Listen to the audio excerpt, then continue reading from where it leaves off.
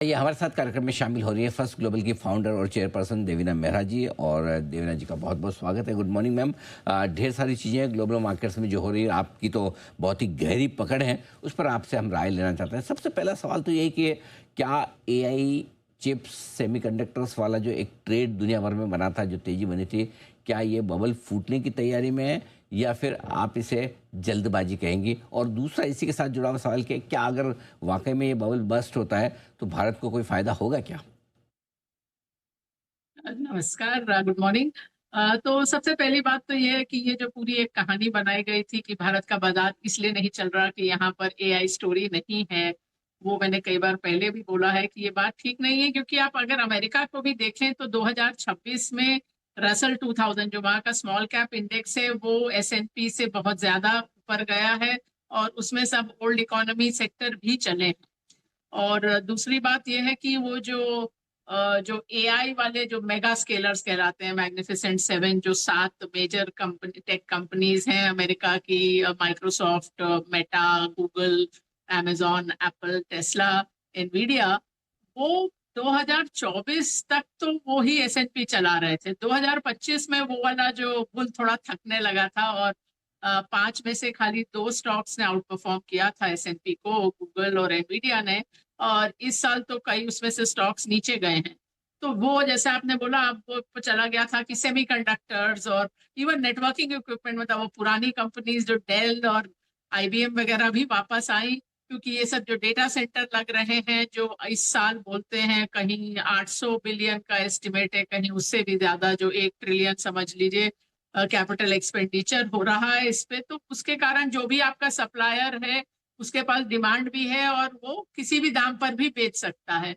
लेकिन वो सब चीज ना थोड़ा सा हमेशा ही मुझे तो थोड़ा कॉशियस होने वाली बात लगती है। क्योंकि कैपिटल एक्सपेंडिचर पे जब आप डिपेंड करते हैं, तो इस साल हो सकता है 800-900 बिलियन का एक्सपेंडिचर हो आपके कंज्यूमर्स का, लेकिन 2 साल बाद हो सकता है वो लेवल ना हो। आपको तो जो कैपिटल एक्सपेंडिचर सप्लाई करने वाले लोग हैं उनको हर साल जीरो से शुरू करना पड़ता है। वो टूथपेस्ट जैसी चीज नहीं है कि आप एक बेस से प्लस माइनस होंगे।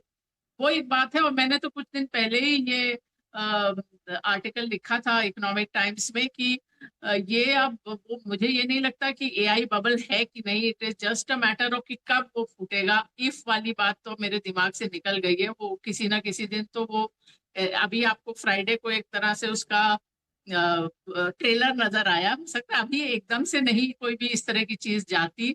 लेकिन आप डेंजरस जगह पर तो हैं, ये तो मुझे साफ नजर आ रहा है। और ऐसा नहीं कि वो टेक्नोलॉजी नहीं सक्सीड करे, टेक्नोलॉजी सक्सीड कर भी जाए तो कौन सी कंपनी को सफलता मिलेगी, और फिर भी जो जो उन्होंने लगाया है जितना कैपिटल एक्सपेंडिचर, उसमें रिटर्न ऑन कैपिटल बनेगा या नहीं, ये सबसे बड़ा सवाल होता है। बहुत सारी टेक्नोलॉजी रेल रोड से लेके इंटरनेट तक ऐसी आई हैं जिन्होंने दुनिया को बदल दिया है। एविएशन है, ऑटोमोबाइल्स है, लेकिन उन्होंने इन्वेस्टर को पैसा बना के नहीं दिया। बात तो सही, आपने बहुत अच्छे से समझाया भी कि किस तरह से दुनिया भर में एआई और इन कंपनियों को लेकर जो कुछ हो रहा है, भारत पर इसका क्या असर पड़ेगा। लेकिन आइए, एक और चीज़ जो इम्पोर्टेंट है फिर से जो होती दिख रही है, स्पेस एक्स के आईपीओ को लेकर आपकी क्या ओपिनियन? क्या इस तरह के बड़े आईपीओ के वक्त मार्केट का टॉप आउट होना आमतौर पर ऐसा दिखता है? और वैसे तो हम ग्लोबल मार्केट्स की तेज़ी में पार्टिसिपेट अब तक नहीं करें, लेकिन अगर अमेरिका, बाकी ग्लोबल मार्केट्स गिरते हैं तो क्या भारतीय बाजार भी गिरेंगे? देखिए, पहली बात तो ये है कि हमारा ये मानना है कि हमेशा अमेरिका एक तरह से लीडर है और बाकी बाजार उसके साथ चलते हैं। लेकिन ऐसा आप अगर इतिहास में देखें तो हमेशा ऐसा नहीं होता है। वो जिस समय अमेरिका आउट परफॉर्म कर रहा होता है उस समय ऐसा लगता है। लेकिन आप जैसे 2003 से 2007 का समय देखें, जब भारत की मार्केट 6 गुनी हो गई थी, इमर्जिंग मार्केट इंडेक्स ही ऑलमोस्ट 4 गुना हो गया था, ब्राजील 10 गुना हो गया था। और ऐसा नहीं कि अमेरिका का उसी समय कोई बबल बर्स्ट हुआ था, वो तो टेक क्रैश तो उससे कई वर्ष पहले आया था, लेकिन फिर भी अमेरिका ने परफॉर्म नहीं किया। तो वो ऐसा नहीं है कि खाली अमेरिका पर ही सब कुछ चलता है। जहां तक स्पेस एक्स आईपीओ की बात है, लोग तो खाली उसकी वैल्यूएशन और नंबर्स पर बात कर रहे हैं, लेकिन सबसे बड़ी बात पर कोई फोकस नहीं कर रहा है। इस पर मैं लिख रही हूँ कि ये जो उसमें जो 2 क्लास है शेयर होल्डर्स के, तो असल में जो आप आईपीओ में जो निवेश कर रहा है उस शेयर होल्डर के पास कोई राइट्स ही नहीं है। सारे राइट्स मस्क जी ने अपने पास रखे हुए हैं। हर तरह का राइट आपके पास, कोई भी राइट नहीं है एक तरह से शेयर होल्डर बनने के बाद। तो ना आप उनको हटा सकते हैं, वो चाहे अपनी प्राइवेट कंपनी में मर्जर कर लें, कुछ भी कर लें, आप उसको कुछ नहीं कर सकते हैं। तो सारे राइट्स तो उनके ही पास रहेंगे। तो वो तो मतलब एक बड़ा। और दूसरी बात है, आप टेस्ला में अब देखिए कि एग्जीक्यूशन क्या है। टेस्ला में लगातार मार्केट शेयर कम हो रहा है। चाइनीज कंपनीज अब इलेक्ट्रिक व्हीकल्स में टोटली, आप पूरे विश्व का मार्केट शेयर देखें तो वो टोटली डोमिनेंट है। तो ऐसा भी नहीं कि एलन मस्क का बहुत अच्छा ट्रैक रिकॉर्ड है एग्जीक्यूशन की साइड पे। तो ये तो अलग चीज है। तो हो सकता है अमेरिका का बाजार में एटलीस्ट ये सब जो सेगमेंट है वहां तो बबल जैसा नजर आ रहा है।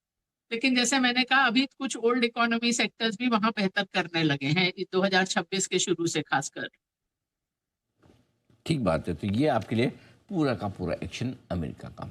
अब आइए भारतीय बाजारों में जो कुछ हुआ है शुक्रवार को, एक FCNR डिपॉजिट का और दूसरा RBI की पॉलिसी का, इससे क्या कुछ बदलेगा हमारे लिए?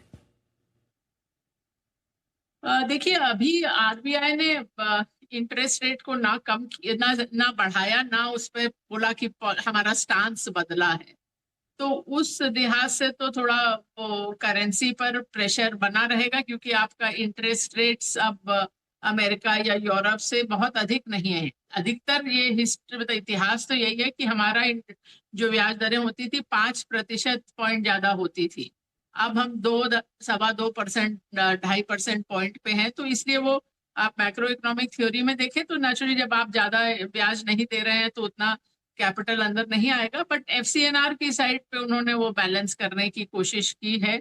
और यूजुअली होता यही है कि जब भी कोई स्पेशल स्कीम आती है तो एनआरआईज की तरफ से पैसा आया है, ये तो इतिहास बताता है। तो वो आपको एक एक बार तो कैपिटल मिल जाएगा। स्पेशली अभी जब ना पोर्टफोलियो फ्लोज आ रहे हैं, ना आपका नेट एफडीआई अच्छा कर रहा है।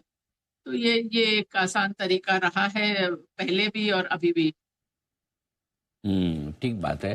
तो ये आपके लिए जो कुछ एक्शन RBI की तरफ से हुआ है, लेकिन क्या आपको लगता है कि बड़े डॉलर्स आएंगे ये जो फॉरेन इन्वेस्टमेंट्स में, जो FIs को छूट मिली है बॉन्ड्स में इन्वेस्ट करने पर टैक्स में, क्या आपको लगता है कितना आपके हिसाब से इन्फ्लो आ सकता है? हाँ, वो तो देखना पड़ेगा। बट हाँ, बॉन्ड्स में तो ये डायरेक्ट एक तरह से बेनिफिट हो जाता है और थोड़ा प्रिडिक्टेबल भी रहता है। इक्विटी में तो अभी आप आज की डेट में अगर कैपिटल गेन्स पर कुछ रियायत भी दी तो अभी तो कोई बेचेगा तो उसका तो कैपिटल गेन शायद होगा ही नहीं कि उसको टैक्स का बहुत फर्क पड़े।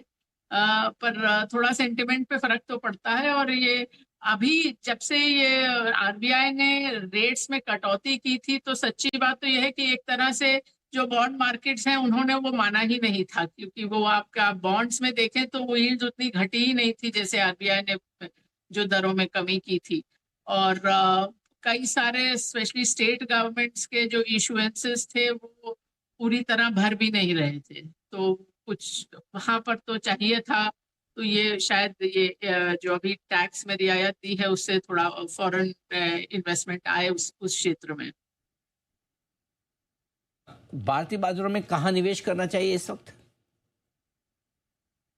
जी देखिए, सबसे पहले तो ओवरऑल मैं ये बोल दूं कि जो आपका 100% इक्विटी में नहीं होना चाहिए, मैं हर बार बोलती हूँ। लेकिन जो इक्विटी में है वो उसमें निवेशित रहिए। जो हमारी लास्ट रीबैलेंस हुआ था हमारे पीएमएस का, उसमें हम करीब 2 सवा 2 साल से ऑटो कंपोनेंट्स, ऑटोज, फार्मा में ओवरवेट रहे हैं। तो उसमें हम तो सोच रहे थे कि शायद अब 2 साल हो गए तो वो कहानी खत्म हो जाए, लेकिन अभी भी हमारे सिस्टम्स में वो स्टॉक्स ऊपर आ रहे हैं। और फार्मा में तो थोड़ा हमने निवेश बढ़ाया भी है।